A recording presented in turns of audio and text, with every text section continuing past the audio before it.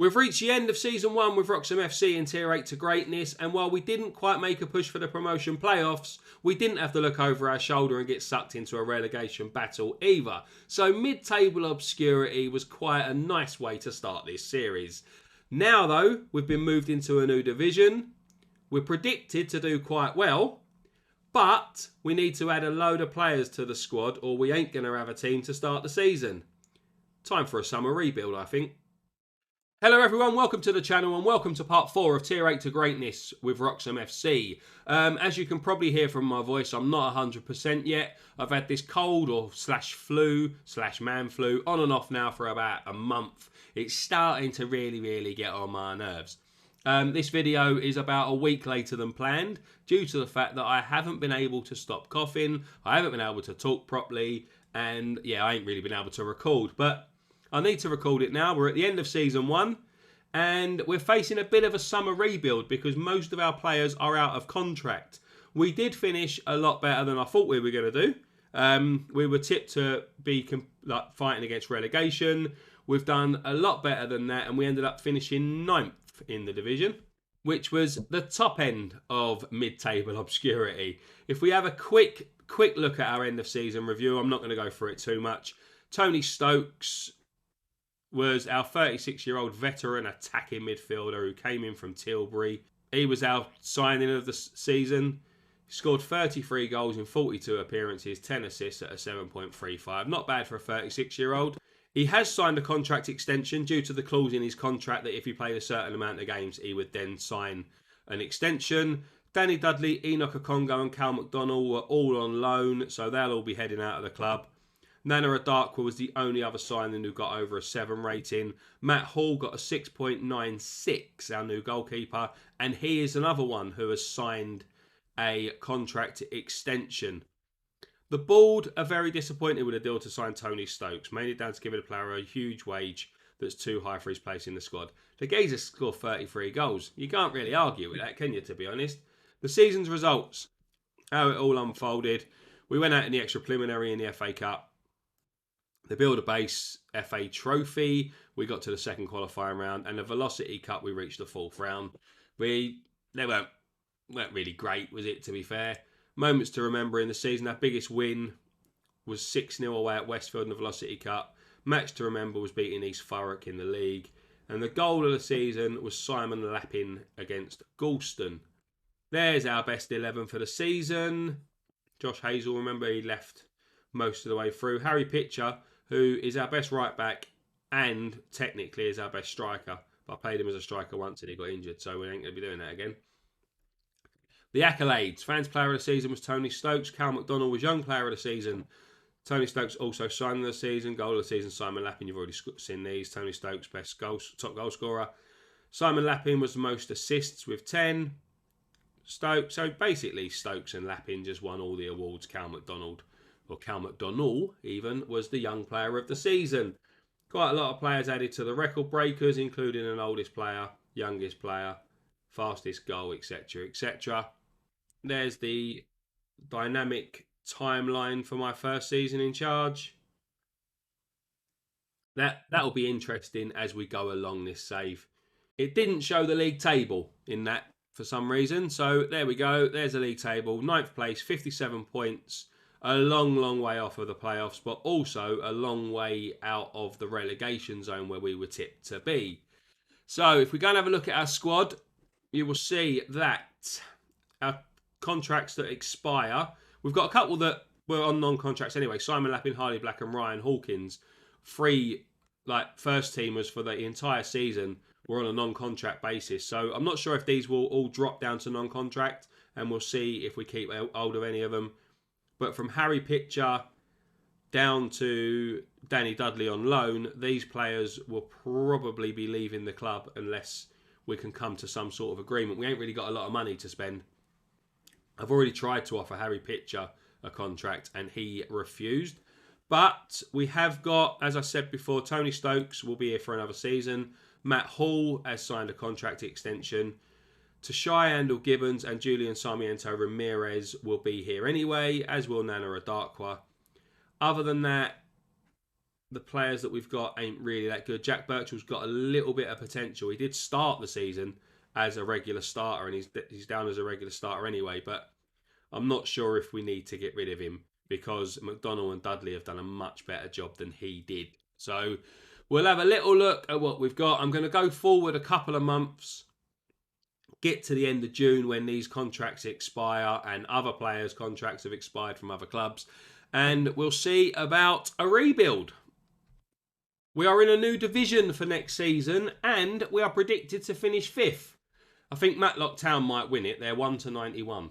So their odds. If you're a betting person and you understand betting odds, you would know that you would have to place a stake of £91 to win £1 back. So Matlock Town pretty much are predicted to run away with this division. Other than that, it's quite close with Grantham, Stockton, Hebburn, and then us. As I said, we're in a different league. We're in the Northern League 1 South East. But we do have a few players in the Media Dream 11. Sarmiento Ramirez, Andel Gibbons and Harry Pitcher, who, by the way, has signed a new contract and will not be going anywhere. Yeah, I'm not sure. I didn't realise that when you're at this sort of level, I don't know if it happens in real life, but you get moved about into different divisions every season or different leagues or whatever. So hopefully this will be a little bit easier than our last division, and we will go up to the 7th tier of English football. I think it's the same principle though. The winners go up, next 4 play the playoffs, bottom 2 down, and 18th place will play a relegation playoff. So I think it's all the same, and yeah, just hope. I'm hoping that it's a little bit easier when we actually get promoted, because I don't want to be stuck at this level for too long. We've reached July the 1st, and it's time to bring in a load of players on trial, try and sign as many as we possibly can who are half decent, and then lose them to other clubs who can afford to pay them more money. So it works, isn't it? If you have a look at our squad, you'll see that Kane Farrell, Harley Black, Ryan Hawkins and Adam Brumby are the players that are out of contract, that are on a rolling month-by-month contract now. Brumby and Farrell contracts have just run out. Black and Hawkins were out of contract anyway. I have just offered or tried to offer Ryan Hawkins a new contract, but he's in negotiations with somebody else and wants to leave, so I think he's going to be out the door pretty soon. Tony Stokes is our new captain. Simon Lappin retired from playing. He's still our coach, but he's retired from playing. Other than that, that's the squad that we've got. All those are the greyed out players, so that is the squad of players that we go into the season with. Hopefully, a couple of the players at the top here that are out of contract will agree to stay. I will be offering a couple of contracts probably there. The problem is like with players like Kane Farrell and Adam Brumby, they're not that great. I mean, Farrell done okay. Adam Brumby is only a 1.5-star current ability player. He's potential of being a 5-star player, but he's not going to be that for a while. So it's, do I keep him on and hope that he gets a little bit better a bit quicker than I think, or do we get rid of him and bring someone else in? But then again, he's only on 20 quid a week, so he'll probably stay in and around the squad for now. But so far, yeah, we've got 2, 4, 6, 8 players that are guaranteed to be here when the season kicks off, unless we get offers in for them and they end up sodding off somewhere else anyway. Tony Stokes, £230 a week. I think it's too much money. But in saying that, he did score 33 goals last season. So if he can do that again this season and help us get promoted, he's worth every single last penny. Matt Hall, the goalkeeper, like I said before, he signed a new contract at £200 a week. Harry Pitcher signed a new contract for £200 a week. So we're paying a little bit higher than I would like in wages, but the aim is to get promoted. So you need to try and bring in the best players possible in order to do that. We have got a higher wage budget this season. We're currently spending £1,810. Our wage budget is now over £4,000, £4,114. So it's like more than double what it was last season. We had a wage budget of £2,000 last season. So it's more than double. So hopefully we'll be able to bring in that better quality player and get promoted.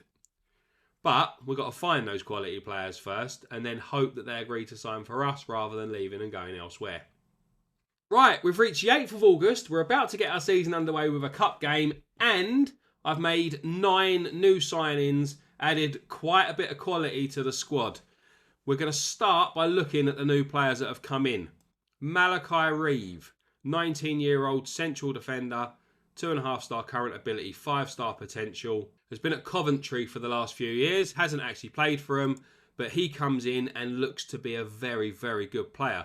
Tom Dickens will probably partner him at centre-back. He's also a left-back natural, but we've got another one of them. We'll talk about him in a minute. Tom Dickens, 20 years old, 3-star current ability, 4.5-star potential, 6'4", with great jumping reach, great natural fitness, marking's great. His heading's only a 7 for someone who's 6'4" and a 13 jumping reach, but I think he's going to be a very, very good player.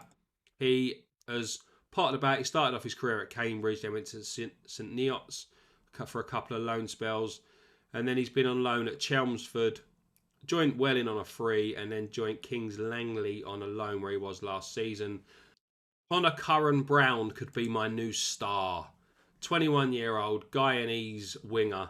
He can play anywhere on the wing, on both sides. He can play as an attacking midfielder in the middle, and he can play on both sides of midfield. 12 acceleration, 15 natural fitness, determined, he's got flair, he can dribble, he's got a great first touch, great technique. His finishing has just dropped down a little bit from what it was, but he is going to be a very, very important player for us. Ben Smith, next up, 19-year-old central midfielder. He comes in more as one for the future, so like back up to the first team, one for the future. 2.5-star current, possible 5-star potential. He's got very, very good attributes. He was at Watford, went to Herne Bay for a season on a free, and now he's with us. And yeah, he'll be back up for the first team. Hopefully, will be good enough as the next couple of seasons come on to push his way into the first team properly. Nieko Sinclair is a backup defender. He comes in.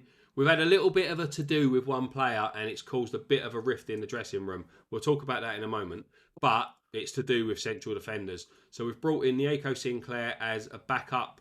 He's got 5-star potential. He's 6'3" with 11 jumping reach and 12 heading. He can tackle. He's got good positioning, good leadership, good decisions, and good natural fitness. So he will be one that he's going to sit on the fringes, but possibly if he comes in and plays well, he'll end up being first choice sooner rather than later. Sam Cox. Remember Simon Lappin retired, so we needed another experienced midfielder to come in, and we've brought Sam Cox in. Another Guyanese player, 35 cap Guyanese international, 3-star current, 3-star potential. He ain't going to get any better at 32 years old, but he's a ball-winning midfielder, and just look at that. Look, bravery, determination, leadership, teamwork, work rate, natural fitness. He can throw the ball as well. And he's got great tackling. He is now my vice-captain, and he is going to be one of the important influences on the rest of the team. We need that experience to counteract the amount of youngsters we've brought in, and Sam Cox is going to be that. He's had a very, very journeyed career, which started off at Tottenham. He's played in the league for teams like Barnet, Torquay, Cheltenham, National League player. He was at the National League South last season with Welling, and he's dropped down a couple of tiers in the English football pyramid to join us and hopefully help us get back or get up to where he's just come from. Henry Wilder is my new left back, my new starting left back. We had a bit of an issue with left backs last season. I started holding 1-star and 1.5-star left backs. Well, we've got a 3.5-star current ability one with a 5-star potential, 23 years old, plays as a fullback. Another one with great natural fitness. He's aggressive, got good decision making, and then decent all-round attributes really for his position. He's much better than Kane Farrell, who played there for most of last season.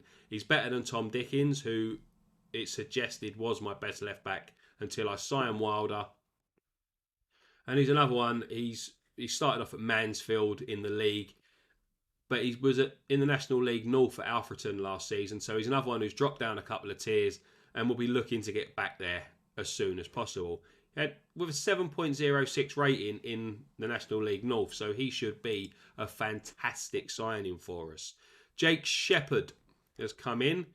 Right back. He's going to be back up, really, at the right back position, because we do have Harry Pitcher, who is our star right back, despite the fact that he's also, on paper, our best striker as well.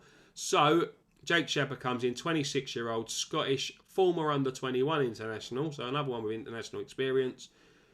Good all-round attributes, 3-star current ability, 4-star potential. And yeah, he's another one who, he was at Reading in the league, has played in the National League South, but he dropped down to the Isthmian to play for Ashford last season, and now comes to join us at the same tier, I believe. I believe that's the same tier. And our final signing, Oliver Davis, is a backup goalkeeper. We needed another decent keeper. We only had what we've got in the under-21s and the under-18s, as well as Matt Hall, who is our first choice. I looked at Oliver Davis, and to be honest, he's good enough to be our first choice. 17 punching, 16 rushing out, 12 reflex, 11 one-on-ones. He's aggressive, he's got good agility, he's brave, he's got flair, he's a team player, great work rate. But he agreed to sign as a backup, so he's not going to moan and kick off if he doesn't play, which is good, because he's good enough to be our first choice, and he's going to settle for being the backup. He's probably going to get a chance at some point in the season, and if he performs better than Matt Hall, then he will become my new number one. But that is all the signings. We have got another couple of offers in for players, mainly looking at trying to add a bit of depth to the central defensive positions. And the reason for that is Harley Black.